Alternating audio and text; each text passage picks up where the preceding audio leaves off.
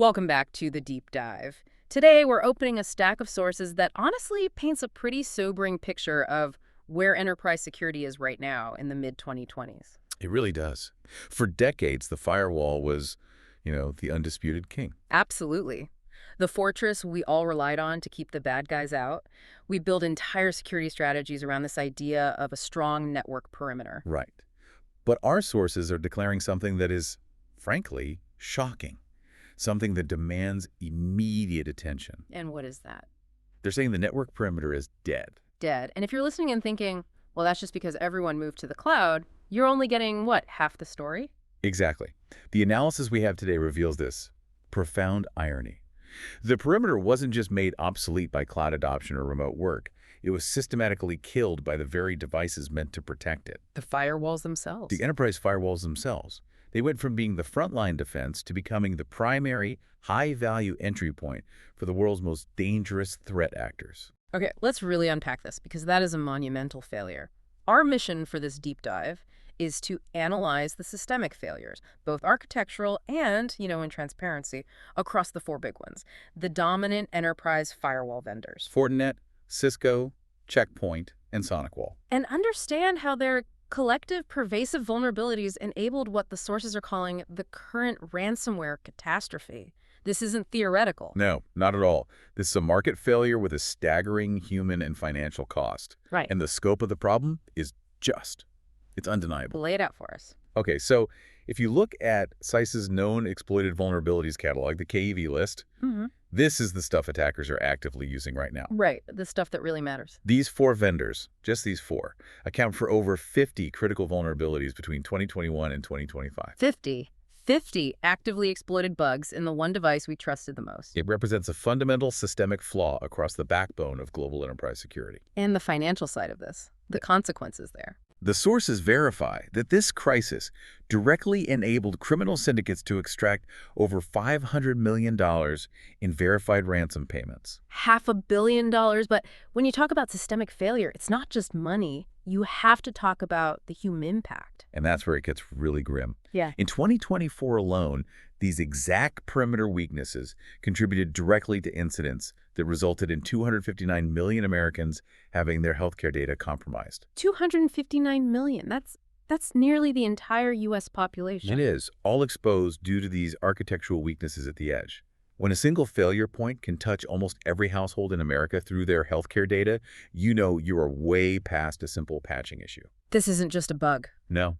The data confirms our reliance on the perimeter created this massive, centralized target that criminal groups and nation-states just exploited for maximum efficiency. Before we jump into the details of who failed and how, we really need to thank the sponsors who make this kind of deep dive possible. The insights we're about to get into require current expert knowledge. So if your organization is looking to manage these complex vendor ecosystems, or maybe you require emergency vulnerability assessments, or you need help transitioning away from this failed perimeter model, you need transparent solutions. You need vetted expertise. You really do. We encourage you to visit www.cisomarketplace.com. They connect you with the security leaders and resources you need to navigate this, frankly, chaotic landscape. Okay, let's start with the vendor that, according to the data, really bears the heaviest quantitative burden of this crisis, Fortinet. Why do our sources establish Fortinet as having, and I'm quoting here, the worst record? It really boils down to two things: volume and targeting. Fortinet has the dubious distinction of having 20 vulnerabilities on that CISA CAMB catalog. 20, that's almost half of the total we just mentioned for all four vendors. Exactly. It's nearly double the count of some of their competitors. And this sheer volume makes Fortinet devices an irresistible target for these high-value ransomware operations. Right. Especially because of where they're deployed. Critical sectors. Critical sectors like healthcare. They are a volume target for volume criminals. That brings us to the actors. The sources identify a threat group that's become almost synonymous with Fortinet exploitation, Qilin. Who are they? What makes them such a successful specialist? Qilin, which is also tracked as Gold Feather, operates with just ruthless efficiency. They have specialized almost exclusively in exploiting Fortinet vulnerabilities to get that initial access. And that specialization pays off. Hugely. The group generated over $50 million in documented ransom payments in 2024 alone. Wow. Their success is rooted in scale and automation. They deploy these automated tools that just scan the entire public internet, looking for specific version numbers of Fortinet firmware, and then they rapidly compromise any vulnerable devices they find. And you mentioned their targeting. Why the intense focus on healthcare? It's a cynical strategy, but it's highly effective economically. Healthcare organizations operate under what the sources call life or death pressure. That pressure significantly shortens the time to payment for a ransom. When patient lives are on the line, the decision to pay often comes a lot faster than in a traditional company. In just 1 month, June 2025, Qilin launched 81 attacks, with the heaviest concentration right on healthcare providers. Leveraging Fortinet's flaws. Leveraging some of Fortinet's most critical flaws. Let's get specific on those flaws. What kind of vulnerabilities are we talking about that give Qilin such complete control? We're seeing flaws that lead to the most catastrophic outcome you can have: remote code execution, or RCE. So they can run whatever they want on the firewall itself. Exactly. The sources specifically highlight CVE 2024-21062. It's an out-of-bounds write vulnerability. Okay, explain that. What is an out-of-bounds write for our listeners? So an out-of-bounds write is a memory corruption bug. It lets an attacker write data outside of the intended memory buffer. In practical terms, it often means they can overwrite critical parts of the firewall's operating system, which gives them complete remote control over the device without needing any credentials whatsoever. So they don't just peek inside, they basically take the keys to the kingdom and rewrite the rules of the house. That's a perfect way to put it. And when you combine that with flaws like CVE 2024-55591, which is a critical authentication bypass, they don't even have to bother with a password. They just skip the login screen entirely and walk right into the network. This technical failure, it had a horrifying real-world consequence that we really need to highlight: the Synovus NHS attack in London. The Synovus incident back in June 2024 is the clearest illustration of the human cost of a firewall vulnerability. Qilin exploited a FortiGate flaw to breach Synovus. And Synovus provides what services? They run pathology and blood transfusion services for major London hospitals. The impact was immediate and it was catastrophic. Because doctors couldn't access blood type information or pathology results, services were just paralyzed. Paralyzed. Over 10,000 appointments, including critical cancer screenings and surgeries, had to be canceled or postponed. So we're talking about direct patient harm, directly traceable to a vulnerable firewall. It's undeniable. The disruption lasted for weeks. It illustrates the analogy from the source material perfectly. What's the analogy? If Fortinet firewalls are the hospital doors, Qilin hasn't just manufactured a master key.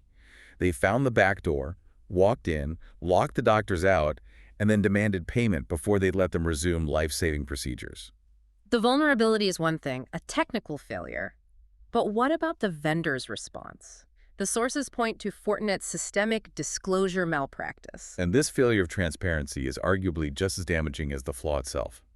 Defenders rely on vendors to be honest and, timely. Of course. The sources detail this critical FortiWeb path traversal flaw, CVE 2025-64446, that was discovered in October 2025. Let's define path traversal for a moment, because it's a concept that keeps coming up across different vendors. Right. So a path traversal flaw, it essentially tricks the system into stepping outside of its intended public web directory. Imagine a web server that's only supposed to show you files in the public folder. A path traversal attack uses special characters, like to navigate up the directory tree and access sensitive system files that were never meant to be seen by the internet. Things like configuration files or password files. So a backdoor. And what did Fortinet do when they found this critical backdoor? This is the problem. Fortinet silently patched the flaw on October 28th. They fixed the lock, but they didn't tell anyone the lock had been picked. They didn't disclose it. They delayed public disclosure and the CVE assignment for a full 17 days. 17 days. During that critical period, attackers who had already discovered the 0-day were actively exploiting it, while defenders were left completely in the dark. That is a massive gift to the attackers. It makes it impossible for a security team to defend themselves. It creates this huge information asymmetry. Now, when researchers criticized this, the vendor claimed that delaying disclosure was necessary to ensure the patch was distributed. But the effect is clear. Attackers get a massive, unearned head start. It feels like a betrayal of trust. It is, because it prioritizes the vendor's internal patching timeline over the, fiduciary duty of the organizations, using the product to protect patient or customer data. And this problem just compounds when you look at the data leak crisis that followed this pattern. We have to talk about the Belson Group leak in January 2025. This leak confirms that the exploitation wasn't just about ransoming one organization at a time. It was about highly sophisticated reconnaissance. The Belson Group exploited an older vulnerability, CDE 2022-42475, not just to breach systems, but to exfiltrate and then leak configuration data for a staggering 15,000 Fortinet devices. 15,000. And configuration data. That's where the long-term damage lies, isn't it? Why is that kind of data such a supply chain time bomb? Because it includes every blueprint an attacker needs for future targeted attacks. We're talking about administrative passwords, often stored as easily recoverable hashes. We're talking about internal IP addresses, network maps, a full list of firewall rules. So even if you patched the original bug, Even if the organizations patched that specific FortiGate vulnerability that let them in, if they didn't also rotate all those admin credentials and reset security tokens, the attackers now possess a permanent master key. They have the roadmap to walk right back into those 15,000 organizations whenever they want, bypassing the perimeter entirely by using what looks like legitimate access. so the failure cascaded from flawed code to vendor secrecy to identity compromise. And it creates an exponentially larger risk across the entire supply chain. Let's connect this all directly back to the healthcare catastrophe. The connection is now clearly quantified.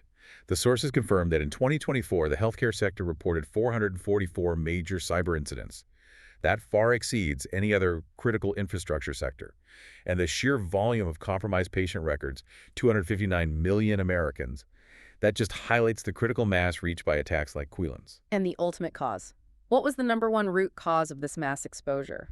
In 2025, unpatched systems, including these vulnerable Fortinet firewalls, became the #1 root cause of healthcare breaches. They were used in 33% of all incidents. A third of all incidents. For years, the leading cause was simple stuff, like credential theft. Now, it's architectural failure at the perimeter. This means the firewall, the supposed protector, is directly responsible for 1 out of every 3 major healthcare breaches. That is a damning indictment. It forces every organization to just reevaluate their fundamental trust in these devices. Okay, let's move on to Cisco. Fortinet represented the crisis of, sheer volume and healthcare devastation. Cisco seems to present a crisis of ubiquity and value. That's a great way to put it. Cisco equipment is absolutely everywhere. It's in virtually every major enterprise, every government agency, every piece of critical infrastructure globally. Which makes it the most valuable target. The most valuable target, attracting both the biggest financial criminals and the most persistent nation-state actors. The ubiquity factor means a single Cisco vulnerability becomes a global risk accelerator, and the financial gains just prove it. And the ransomware group specializing in Cisco VPNs is Akira. Right. And their operation just highlights the immediate payoff when you target the perimeter of these deep-pocketed organizations. Akira is a massive operation. How successful have they been by focusing on this one weak point? They've generated approximately $244.17 million in ransom payments by September 2025. Wow. They're one of the most financially successful ransomware operations ever tracked. And their target sweet spot is highly strategic. It's mid-sized enterprises companies with, say, 50 to 500 million in revenue that deploy enterprise-grade Cisco gear but often lack the sophisticated, 2047 security staff needed to manage the constant patching cycle. So what are the key Cisco exploits they're weaponizing to scrape credentials and get in? Akira methodically targets Cisco's adaptive security appliance, the ASA, and their firepower threat defense, or FTD, vulnerabilities. Yeah. They use flaws like CVE 2020-3D259, which is an older information disclosure vulnerability that lets them scrape config data and credentials. And more recently? More recently, they've been leveraging CVE 2023-2269, a critical authentication bypass. What's fascinating here, though, is the methodology. The sources stress that Akira doesn't just rely on the technical flaw, they rely just as heavily on identity failure. That is the crucial distinction. Perimeter defense failure and identity failure are merging into one problem. The sources noted that 60% of all cyber incidents in 2024 involved identity-based attacks. 60%. So Akira often combines exploiting an unpatched CVE to get a foothold with abusing weak identity controls. And the main one is just a total lack of multi-factor authentication, or MFA, on critical VPN accounts. And they use more sophisticated techniques too, right? Like MFA fatigue. Absolutely. So they get valid credentials through scraping. That's step one. If that account has MFA, they launch these MFA fatigue attacks where they just spam the user's phone with push notifications, usually in the middle of the night. The hope being the user just gives in. Yep. The hope is that the user, annoyed or exhausted, will just hit approve to make the buzzing stop, and in doing so, unknowingly hand the session over to the attacker. It's a targeted psychological attack built on the assumption that the user is the weakest link. And this precise vulnerability chain, the Cisco flaw plus weak identity, led to one of the most heartbreaking consequences detailed in our sources, the destruction of KNP Logistics. The KNP Logistics anecdote serves as the ultimate warning. This was a 158-year-old UK transportation company, a pillar of the community, employed 730 people. And then the attack vector. It was astonishingly simple and devastating. Akira exploited a weak password on a Cisco VPN account that critically completely lacked MFA.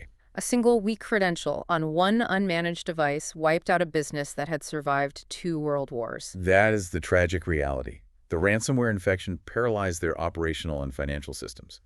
Invoicing, payroll, logistics, everything just stopped. The company couldn't recover, was forced into administration bankruptcy, basically, and all 730 jobs were immediately lost. It's the ultimate example of catastrophic risk. One tiny security failure at the perimeter leads to complete business extinction. Exactly. So KNP illustrates the ransomware threat. But Cisco's ubiquity also attracts the nation's state actors, the ones interested in long-term, stealthy espionage. Enter Arcane Door. Arcane Door, which is linked to a Chinese APT group known as UAT-4356 or Storm 1849, represents a new, frankly terrifying level of architectural persistence. They targeted Cisco infrastructure for long-term intelligence gathering, not cache. And the core issue they introduced was a malware called Line Runner. Line Runner. What is it, and why did it fundamentally change the security equation for government agencies? Line Runner is a Lua-based implant that Arcane Door installed directly onto Cisco ASA devices. The ingenuity and the horror of this implant is that it was engineered to survive not just reboots, but critically firmware upgrades. So patching doesn't work. Patching was useless. Historically, if you patch a device, you kill the malware. Line Runner persisted. This forced government agencies to confront a staggering problem. They had to physically decommission and replace the compromised hardware. The implant was buried so deep in the device's operating memory. Wow. That turns a simple patch into an entire hardware replacement project. The cost must be astronomical. It shifts the remediation cost from software maintenance to capital expenditure, which is exponentially higher. It shows that these sophisticated actors are now designing malware that anticipates and defeats traditional remediation. And this problem is pervasive. Even highly sensitive government organizations are failing to manage this risk. The U.S. Congressional Budget Office, the CBO, was breached during the 2025 government shutdown, and the attack vector was just unpatched Cisco firewalls. It shows that even with explicit CISA directives mandating patching, the organizational failure to follow through is widespread. So if we step back, Cisco's devices are the front door, and we have 2 very different groups using them. That's a perfect way to look at it. If Cisco VPNs are the front doors, Akira is using either exploited 0 days or stolen keys, like weak credentials, to walk in and hold everyone for ransom. Okay. But Line Runner is the next evolution. It's like the intruder didn't just break in, they installed a permanent, unremovable hidden camera and recording device inside the wall that survives every attempt you make to change the lock or upgrade the security system. You have to rip the wall out and build a new one. The lesson here is just so clear. The most common door is also the most scrutinized.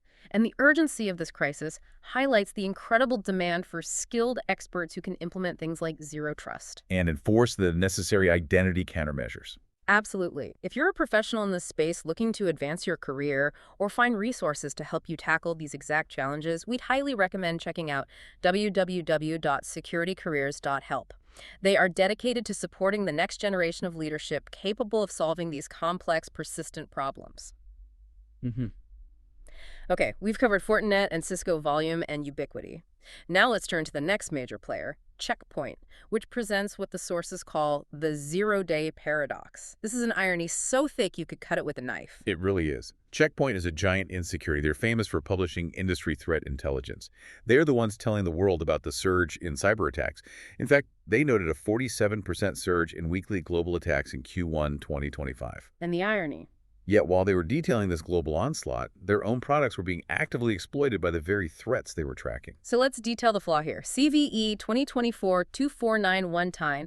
This was a zero-day path traversal flaw that was exploited at what, warp speed? The timeline is what terrifies defenders. The vulnerability was disclosed in May 2024. CISA added it to the KAV catalog just 3 days later because mass exploitation began within 24 hours of the proof of concept code being published online. 24 hours. Attackers didn't wait.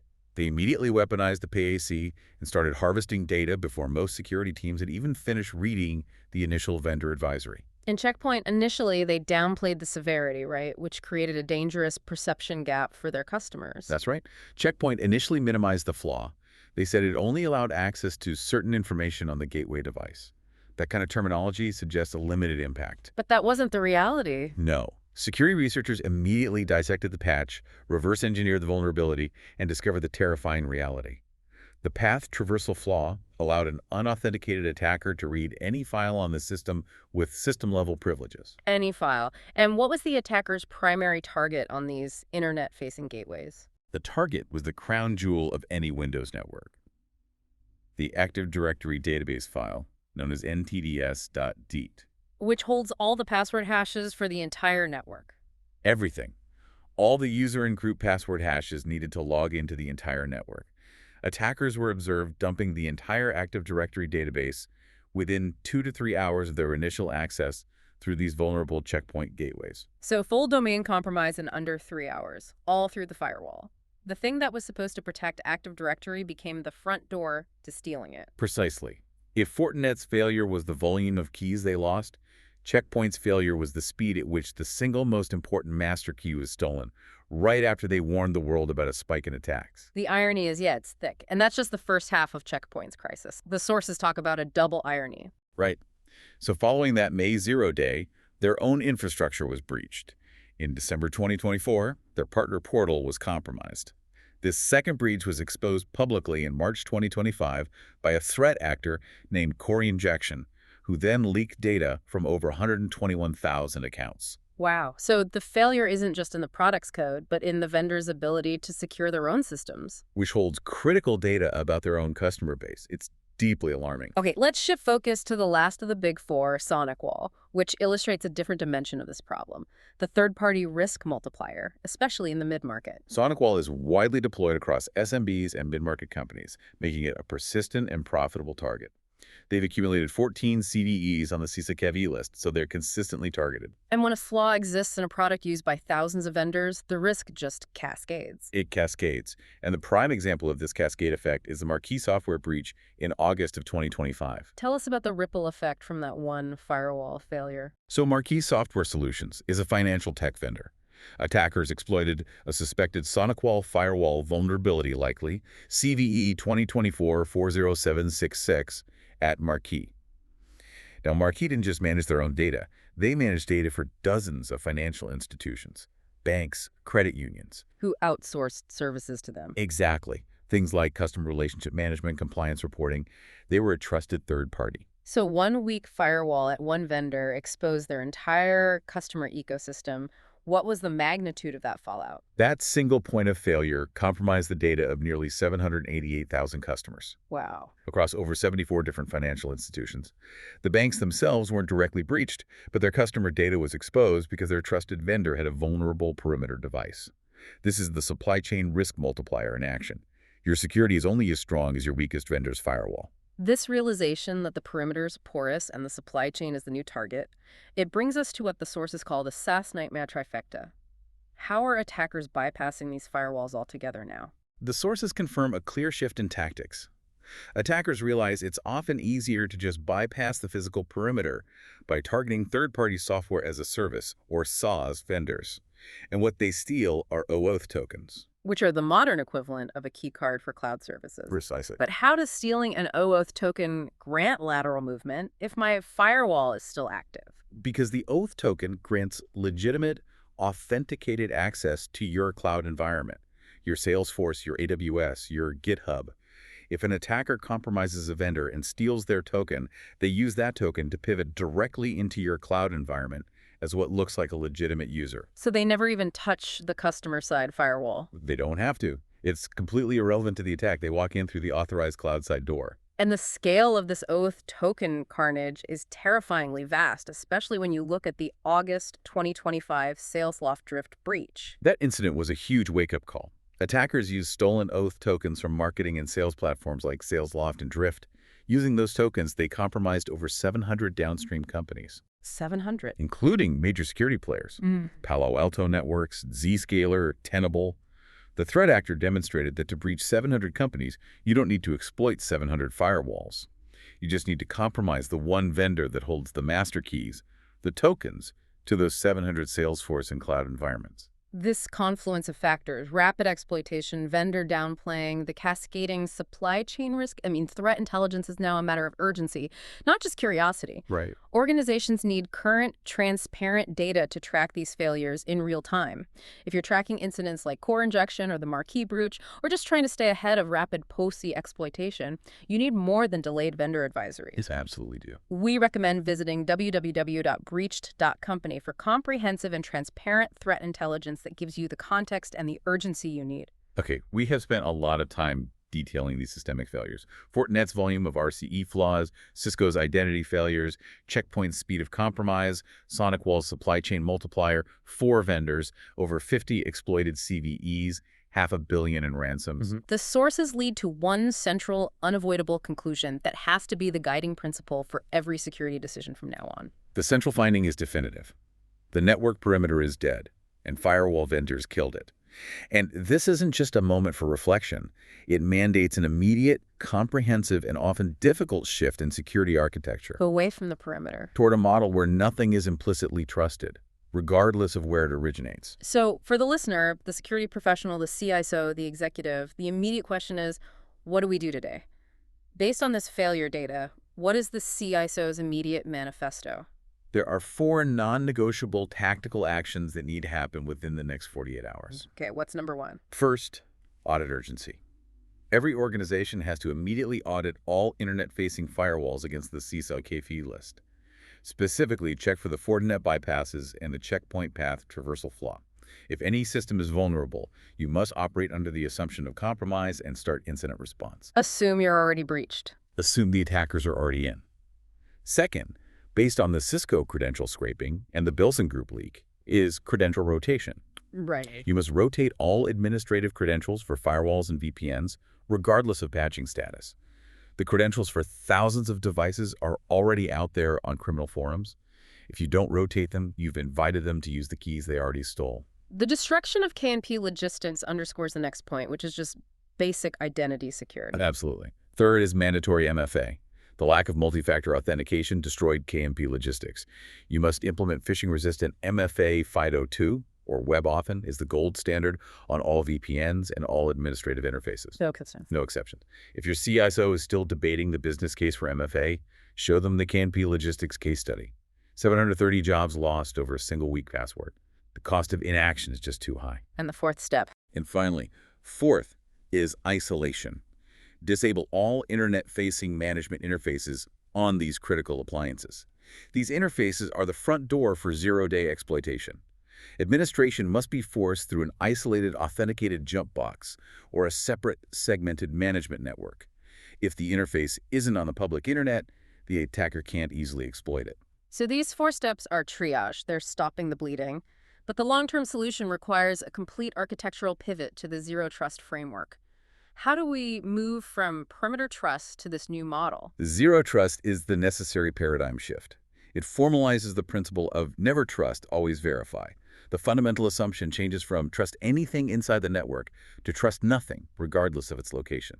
This means eliminating implicit trust for all traffic, even east-west traffic between your own internal servers. What are the central components of implementing zero trust that directly address the failures we've talked about? It's defined by 2 key concepts. First is microsegmentation. If an attacker compromises a Cisco VPN, like Akira does, they must not get immediate, unfettered lateral movement across the network. Right. Microsegmentation divides the network into tiny, isolated segments, often down to the individual server level. An attacker who breaches a finance segment is confined only to that segment.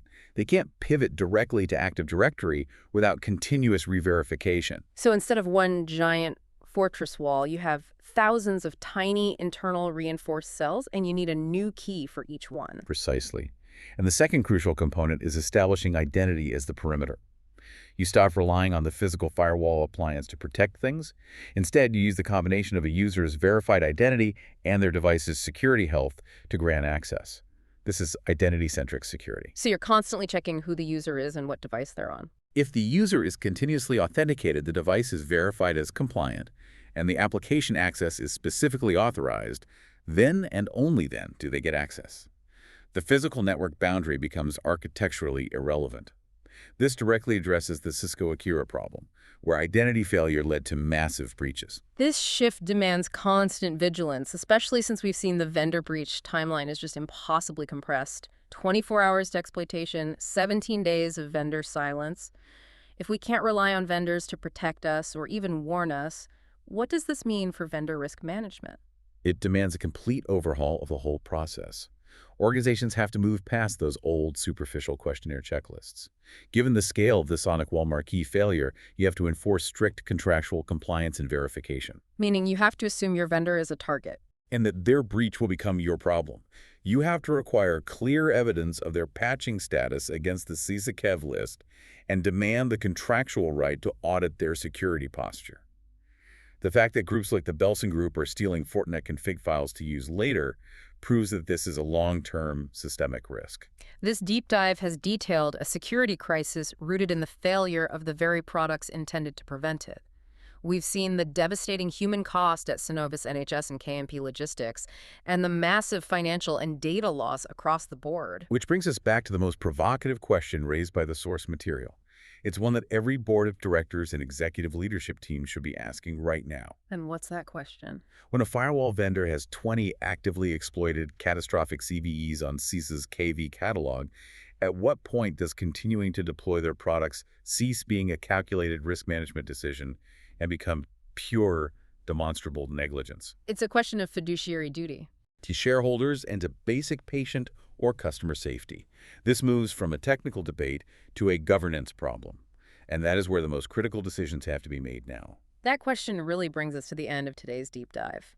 The core takeaway from our analysis of Fortinet, Cisco, Checkpoint, and SonicWall is that the firewall crisis is far beyond a simple patching issue.